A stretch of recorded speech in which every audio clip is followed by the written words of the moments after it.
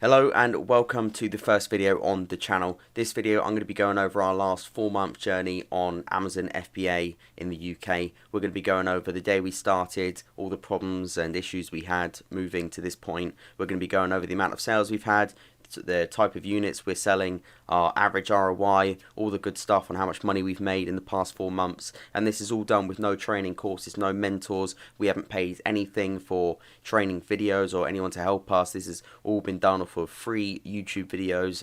You know, there's lots of data out there to learn, and I'm going to show you everything you need to know to start your own Amazon FBA business. At the end of this video, I'm going to show you one product that you can get from Retail Arbitrage that can even help your business at the moment. It's a cheap item that gets lots of sales, and you can go out tonight and pick it up yourself. So to give you a bit of background, me and my business partner Robert, we started an eBay business in late 2020.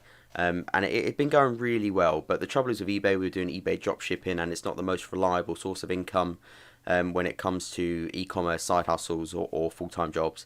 And we wanted something with a little bit more of a solid foundation, which is why we made the decision to move over to Amazon in the first place.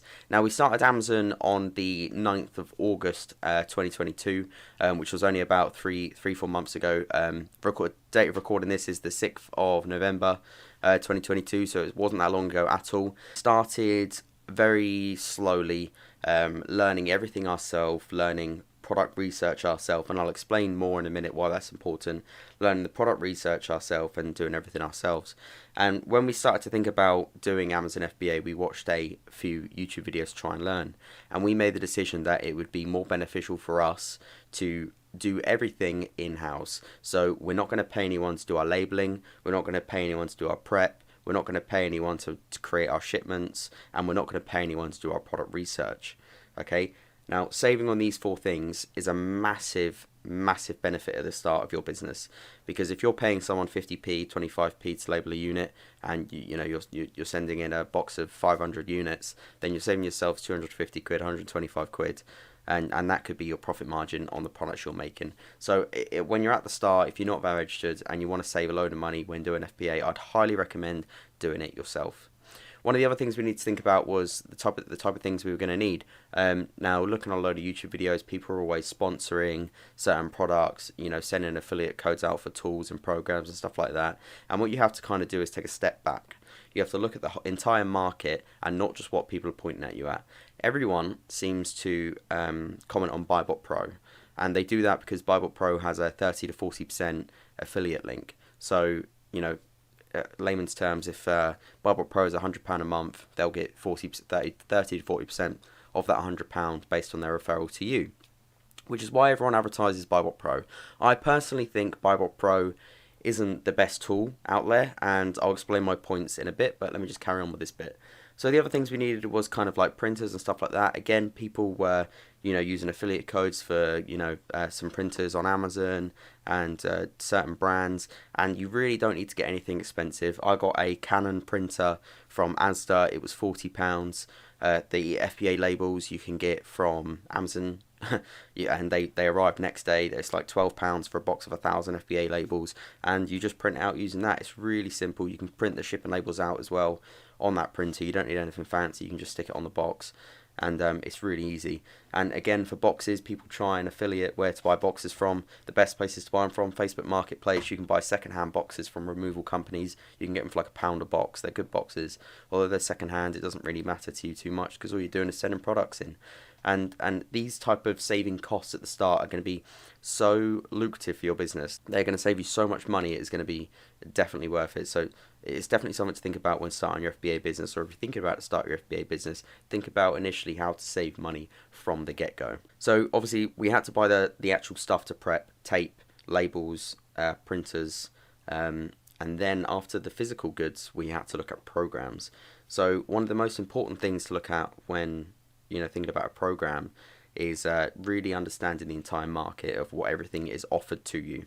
Now, we tried about 6 or 7 different tools, and we settled with SellerAmp SAS for product research when it comes to retail arbitrage. Now, the difference between SellerAmp SAS and BuyBot Pro is SellerAmp gives you an overview of all the data, and BuyBot Pro pretty much tells you whether it's good or bad. or whether to buy it or to not to buy it. And the issue I have with that is, say an item had 5 sales a month and there was a 50% ROI, Bible Pro would tell you to buy it. However, you could see on SellerAmp that data shows that Amazon just come off the listing, which is why it had sales, because they were dropping the price. There's 10 other FBA sellers. It's very competitive, and it only sells 5 units a month. And so you might make the decision not to buy it, which is why we use SellerAmp SAS, because we find it gives a lot more detailed overview of the product in general, instead of just giving you a yes or no or a green light, red light. It's a little bit more complicated, but that complication comes with the fact that you're going to buy better products and you're going to understand the data a lot better than if you were just using Buyabot Pro. So that's my opinion on that software. The other software using to track profits and losses, and I think everyone's using this in the space, to be honest, is an app called Seller Toolkit. And now what this does is it tracks your inventory, it tracks your sales, tracks your fees, tracks your shipping, all the profit and losses you make, all of the fees, all of the postage cost, prep fees, all that kind of stuff is all included. So you can see clear data on how much money you're making and how much money you're spending on prepping supplies, shipping, and all of that good stuff, which really helps you see what you're spending the most on and cutting down in costs. So we use those two tools in conjunction with each other, and that's what really works for us. So when we started off by doing retail arbitrage, and I'm pretty sure everyone is going to start doing retail arbitrage, because when you do wholesale, you have to come up with a significant amount of money before you even have proof of concept. So what we wanted first was proof of concept. Basically, we went out to Sainsbury's, and they had some Uno cards on offer for like £4. This was a few months ago, so they're not on offer now. Trust me, we have looked. And these got like 2,000 sales a month. They were really good. I'll pop a screenshot up now of the SellerAmp SAS page so you can see it for yourself. It had a couple thousand sales a month. They were on offer for like £4, and we bought like 20 of them. And we said, right, this is our first shipment. I bought a box from Sainsbury's as well. We shipped it up and we got it into FBA.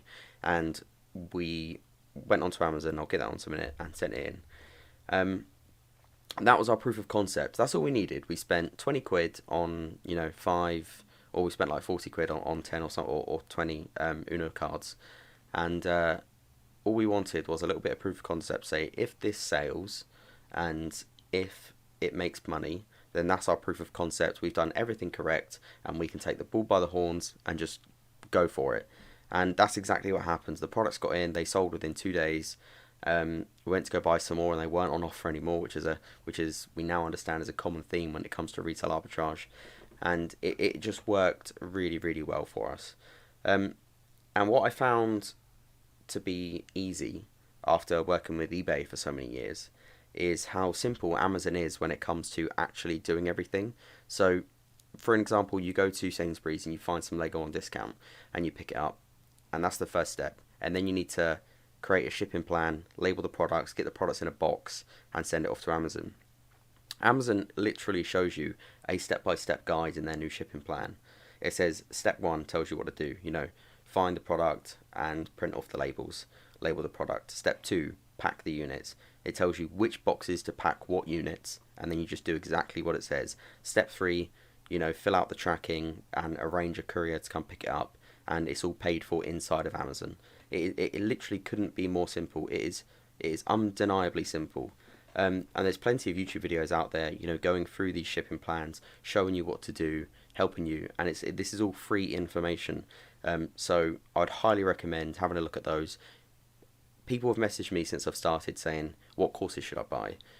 Where should I go to spend money buying a course? And people are selling courses for like 2, 3, 4 grand. I know someone that has sold a load of courses for like 2.5k. And to be honest with you, I don't think any course you buy, if you spend over £1,000 on the course, that you're going to get value for money unless they're giving you personal training every single week. Because unless you like to take more time trying to learn and you struggle to understand things, it is not difficult. It really isn't difficult. There's no need to overcomplicate the entire process. Within like 5 steps, it's completely done. Your products are in FBA and they're selling. And that's the bottom line. So now let me give you some juicy numbers, because I know that's what you all came for. So we started on the 9th of the 8th, so the 9th of August, and it's now the 6th of November, so about 3 months. On our first day, using Seller Toolkit, so this was after the Uno cards, we had a £105 sale.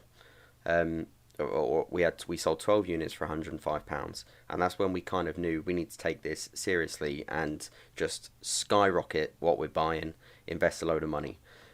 So what we did is we pulled some money out, we took out some personal loans, we invested about 12,000 into Amazon, and from there we bought more and more, and to date, so today, we have had £50,228 and £21 in sales. I'll put a little screenshot up here for you, and that is from then to date. So in 3 months, £50,000 in sales with an ROI of 44%. That's 7,810 units, and the profit on sales is 9,583. Now that profit there doesn't include fees, okay?